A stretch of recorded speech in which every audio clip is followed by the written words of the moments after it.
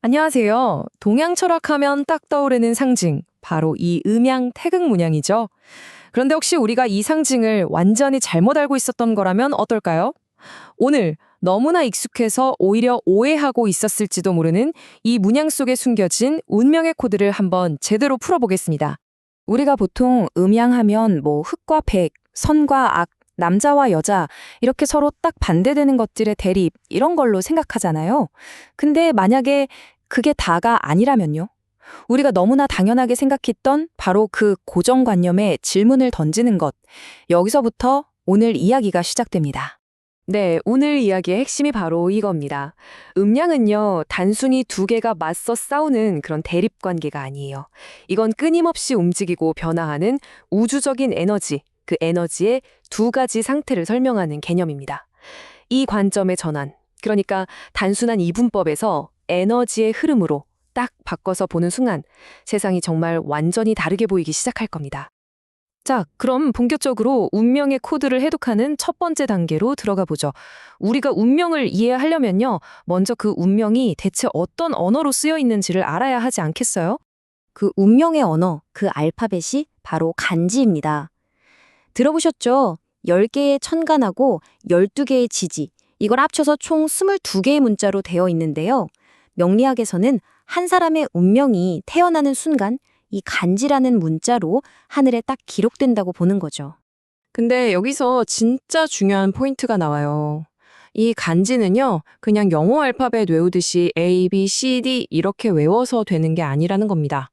훨씬 더 중요한 건 이 글자 하나하나가 어떤 에너지의 변화 과정 속에서 태어났는지를 이해하는 것. 즉, 그 뿌리가 되는 음양을 이해하는 거예요. 바로 그 에너지가 오늘의 핵심 주제입니다. 자, 이제 본격적으로 새로운 관점을 받아들이기 위해서 우리가 머릿속에 갖고 있던 기존의 생각들을 한번 싹 정리하고 넘어가 볼게요. 때로는 새로운 걸 채우려면 원래 있던 걸 좀 비워내야 하니까요.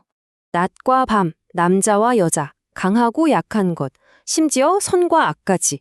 이런 식의 해석 진짜 많이 들어보셨죠? 물론 이게 완전히 틀렸다는 건 아니에요. 하지만 이건 음양이라는 거대한 개념의 아주 일부, 단편적인 모습일 뿐이라는 거죠. 실제로 명리학의 원전 자료에서도 바로 이 점을 경고합니다. 이런 단순한 잣대로는 운명이라는 복잡하고 거대한 시스템을 절대 이해할 수 없다. 막다른 길에 부딪힐 뿐이다. 라고 말이죠. 자, 그럼 이제부터 그 더 깊은 곳으로 한번 들어가 보겠습니다. 우리가 오늘 세워온 관점을 얻게 될 곳은 바로 명리학의 아주 중요한 고전, 자평진전이라는 책입니다. 수백 년 전의 이 텍스트가 오늘날 우리에게 어떤 놀라운 통찰을 주는지 한번 같이 보시죠. 자평진전은 이렇게 시작합니다.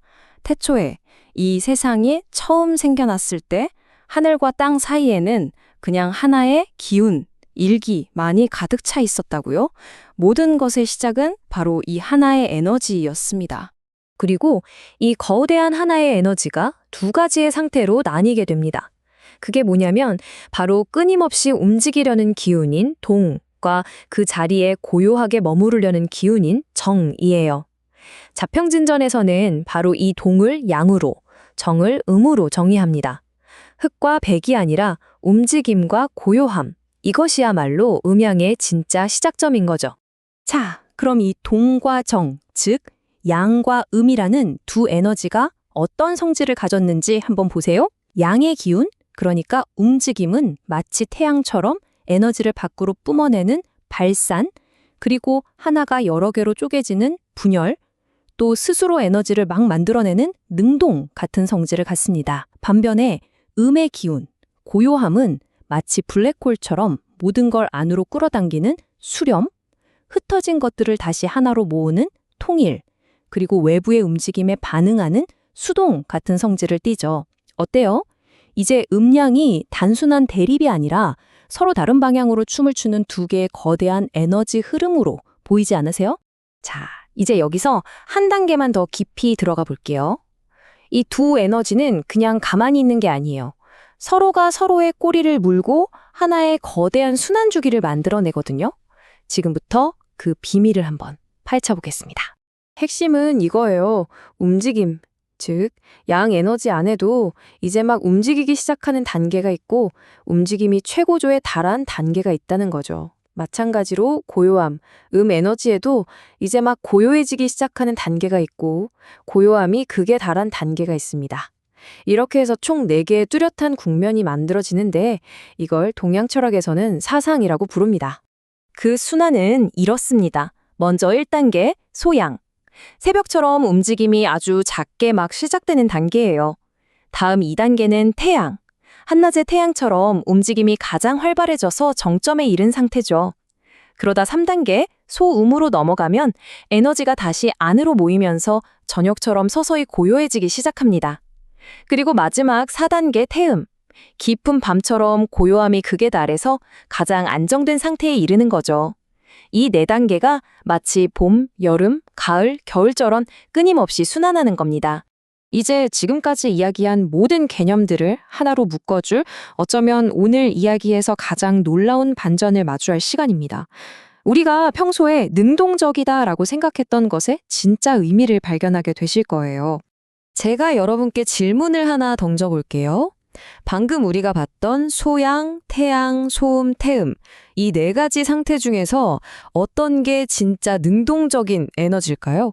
아마 대부분은 가장 활발해 보이는 태양을 꼽으실 거예요. 그쵸?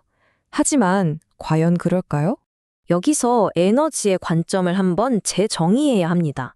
진짜 능동적이라는 건요, 에너지가 폭발하는 그 양이 아니라 무언가 새로운 상태를 시작하는 그 힘을 의미합니다. 반대로 수동적이라는 건 어떤 상태가 이미 정점에 도달해서 더 이상 새로운 변화가 없는 완성된 상태를 뜻하는 거고요. 자, 이 놀라운 재정의를 가지고 4단계를 다시 한번 들여다보죠. 소양은 움직임을 시작하니까 이건 에너지적으로 능동적인 양이 맞습니다. 그런데요, 가장 활발해 보이는 태양은 어떨까요? 움직임이 이미 절정에 달했죠. 즉, 더 이상 새로운 변화를 시작하지 않아요. 그래서 에너지적으로는 오히려 정적인 음의 상태가 되는 겁니다. 정말 놀랍지 않나요? 같은 원리예요. 소음은 고요함을 시작하는 능동적인 양의 에너지고 깊은 고요함의 절정인 태음은 변화가 완성된 정적인 음의 상태인 거죠. 바로 이것이 이 모든 복잡한 논의가 우리에게 주는 아주 깊은 통찰입니다. 가장 활발하고 강력해 보이는 움직임의 정점 속에는 사실상 멈춤, 즉 고요함의 순간이 있다는 것. 그리고 모든 것이 멈추는 듯한 그 고요함의 시작이야말로 진짜 변화를 만들어내는 행동의 순간이라는 것. 결국 우리가 음양을 공부하는 이유는 뭐가 좋고 나쁜지, 강한지 약한지를 따지기 위함이 아닙니다. 끊임없이 돌고 도는 이 거대한 에너지의 순환 속에서 지금의 나는 어디쯤 와 있는가, 나의 위치를 이해하고 앞으로 나아갈 방향을 가늠하기 위해서죠. 여러분의 삶은 지금 이 4단계 중 어디에 와 있는 것 같으세요? 한 번쯤 생각해 볼 만한 질문 아닐까요?